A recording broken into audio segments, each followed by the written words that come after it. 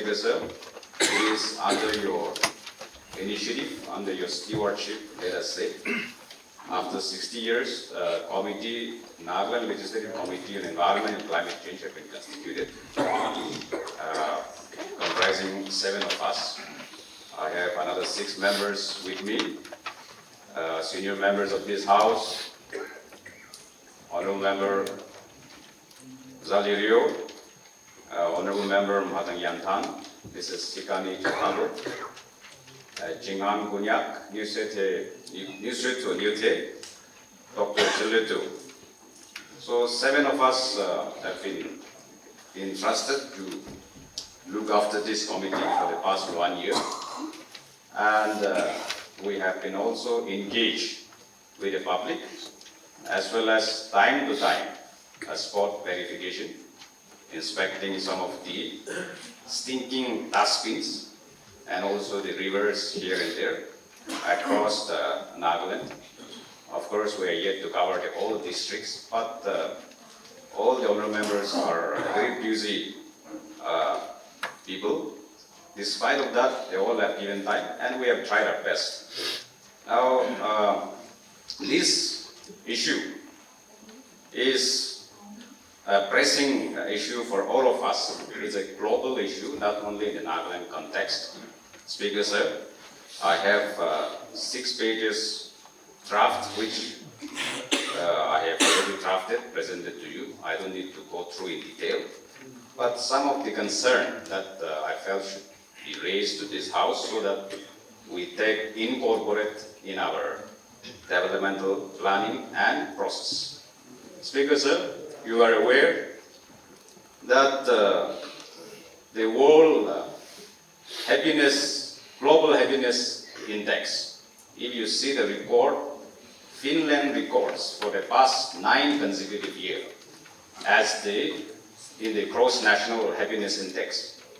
And if you see the Asian countries, it is Bhutan. Of course, it's a small Himalayan mountainous country. But they are also one of the leading environmental conservation, and therefore they always come in the Gross National Happiness Index. And what is the purpose of our life on this earth? Because it's if we don't live happily, where is the meaning? This has to prick our conscience. There are so many criteria being placed to reach that stage, that status of Gross National Happiness Index, but one fundamental and primary aspect of assessing that report is actually on the environmental concern, the environmental conservations.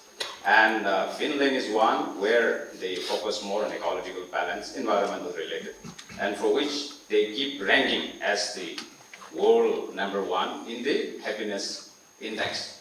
So also in Asian countries, Bhutan is one which is actually zero carbon negative. And the research is that they are planning, their developmental process are all environmental friendly. They are more focused, their children, women, men, folk, everyone are a part of that planning process, engaging more in the environmental aspect, and for which they are the one who live very, very happily on this earth. Now, according to the World Health Organization report 2017, Inheriting a Sustainable World, 26% of under 5 deaths would be avoided by addressing environmental health risks. This is climate change, global warming was a part of those days at top of the Western countries, Speaker Sir, but it is now here in our doorstep, and therefore it is concern for all of us. In the national context, I'll be very brief. In the national context, as far as India is concerned, climate change have led to 17 out of 20 people in India being vulnerable to extreme hydrological and meteorological disasters like drought, food shortage, and cyclone. That is happening every day in India. Then there is a report by the UNICEF, United Nations International Children Emergency Fund Report 2021 titled "The Climate Crisis is a Child's Rights Crisis" indicates that children in India are among the most at risk to the impact of climate change, threatening their health, education and protection. It is not only the past, not only the present, Speaker said. What I would like to emphasize here is the report is about the children, which means the future. Children are the future. And therefore, they are at the vulnerable, the most people at risk because of this global warming and climate change if we don't arrest on time. With 21 of the world's 30 most polluted cities being in India. You are aware? That is India Air Report 2020. Millions are at risk to respiratory and other related illness. We have also experienced COVID-19. All of us have gone through that very trying moment, and India was one which has faced the most impact on it, negative impact. In 2017 alone, air pollution killed 1.24 million people in India. Now, because of these given factors and reasons, India has also geared up to address climate change by adopting a policy such as National Solar Mission, Enhanced Energy Efficiency, Sustainable Habitat, Water Mission, Sustaining the Himalayan Ecosystem, a Green India, Sustainable Agriculture, and Strategic Knowledge for Climate Change. Let me come back to the Nagaland, our regional, local context. I started with the global, came back to the national. Now let's come back to the our regional, in the Nagaland context, Speaker sir. Now, in our context, our state faced escalating threats. Temperatures projected to rise and more precipitation, fueling extreme rains over 100 millimeter day in Hague, Gyeongsang, and Kohima. Now, what are the reasons? There are so many reasons. One amongst them is, of course, uncontrolled jhum cultivation, but that is a part of our culture, our tradition. We cannot totally do away with it because our forefathers practiced jhum cultivation as a part of our life, not only survival, but there is a lot of stories attached to our jhum cultivation. And therefore, we also cannot totally do away with jhum cultivation, but we should also find a policy, find a mechanism how to give an alternative, a better way, a modern way of doing jhum cultivation, not totally doing away with, but encompassing the modern ideas and technologies and mechanism to keep on with that jhum cultivation tradition, but in the meantime, also address the environmental hazards, the environmental concern. Now, last year alone, Nagaland endured 48 days of extreme weather with rising urban heat, stressing Dimapur and beyond. If you recall, Speaker sir, we have experienced even flood in Dimapur. These are a part of the environment, climate change, which of course we have to incorporate in our planning process, in our developmental aspect. Now, Speaker sir, in the hill areas, the drying up of rivers, streams, and natural springs. This is area of concern, especially for our people. The next, I have been saying this, that the next world war, if we are to wage, now people are engaged in oil war, as we have seen in Iraq, case an oil war. But the next world war, Speaker sir, is more to do with the water crisis. Not only in next world war, if you see South India, Kaveri river water, Karnataka and Tamil Nadu, they used to have a lot of clashes between the two states because of river, sharing of river. Now, unless we attend to it, and at the moment, a lot of rivers in Nagaland have been dried up, Speaker sir. Unless we take full attention, the honorable members here, as well as the officers present in the hall as well as outside the hall, we all must act very responsibly in our process of developmental aspect. I was informed by some people that there is a proposal to have ring well boring in some of the villages, which is being taken up by, I think, the Geology and Mining Department, Water Resource Department. I don't know all this, but such information I have gathered. That is worrying me a lot, Speaker Sir, because our people, mostly in the villages, of course, because of our way of head hunting those days, most of us settled at the top hill, as far as our villages are concerned. We settled at the top hill. But still then, they were available. Water source were available for the entire villages, sufficient water, drinkable waters. Now, how these are drying up because of our man-made, because of our irresponsible way of acting. Now, if such proposals are there, the water spring board will go down. And therefore, unless there is a proper consultation with the villagers, with the stakeholders, proper coordination amongst the department, it is going to bring more of a hazard, more of a threat for the future, rather than giving us facility now and even in future. Now, one classic example I will tell you, the environmental committee we have inspected at Satraka at Woka. It has been feeding the Woka citizens for the past 100+ years.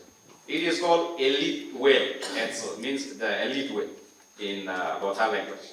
It is totally dried up, unimaginable. Of course, one contributory factor is the raising down of trees, forests of the Mount D. That is also one of the contributory factor.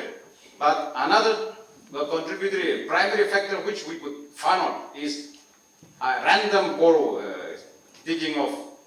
drilling of borewell that has drained out the source.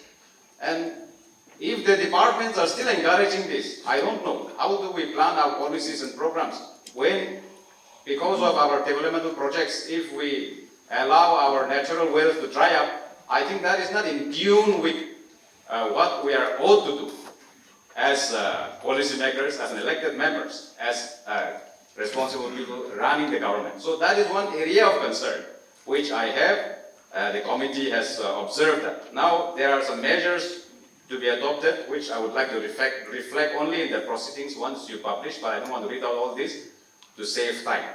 Now if you see the streams and urban areas, the adverse impact can be visibly seen where huge plastic waste are dumped in the tributaries from Kohima, Zenyapoto and Woka were being carried down and accumulated at Doyang Reservoir. And every time the government agencies, local population, civil societies, organizations are tasked to clean up involving large resources.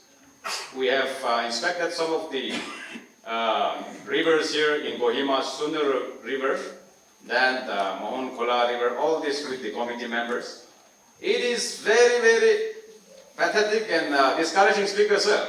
Our people are so irresponsible. If you go and inspect the rivers, they will dump all their waste in the river.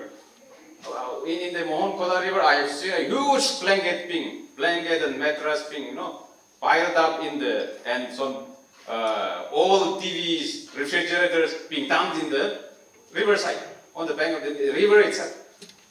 That is the responsible behavior. That is the responsible behavior of our people. How do we do this? Our people also should act responsibly. Then there are also the road construction companies and the contractors dumping the earth, the mud in the riverbank, in the riverside, blocking the ways of the river, as well as some with an intention to encroach in the river, to increase their holding of lands. These are the attitude of our people. So, and another aspect is we send all our waste to the river. So instead of keeping the river clean, we are the one contributing more to the pollution of the river. And the plastic waste, all this waste from Kohima, Zemenyu, some part of Sanjapoto district and Wokha are being carried down to the Doyang Reservoir. If you go and see the big time when the river flows, it is very sad. And instead of keeping the reservoir clean, all those are being dumped in the Doyang Reservoir. So these are some of the aspects which our people have to be responsible and we must act upon. Rivers in Dimapur, if you see, we went to inspect Pansari and Chate River. Our people, the way we act, we behave, it is unthinkable and it is very sad. And therefore, we must educate all of us, not only the committee members, but as responsible elected members and officers, all of us have to engage ourselves in educating our people. If you see I will give you one example, the washing away of the Chate River Bridge. Government, the Road and Bridges Department has invested a lot of money building the bridge. Now, there was also one development, this irrigation embankment done by the Irrigation Department. Now it is called Water Resource Department.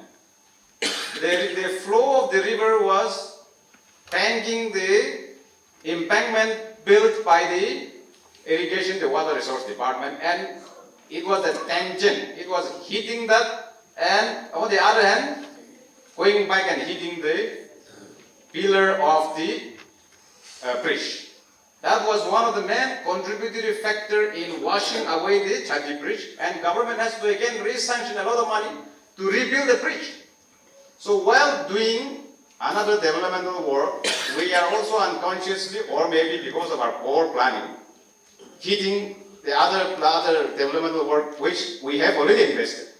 That was one of the contributory factor of washing away the bridge. There could be some other factor also. And therefore, while planning developmental aspect, all these line departments, Speaker Sir, have to coordinate together that save the environment also, and also see that development which we have taken up are not being damaged because of another development by another department taking up on such aspect.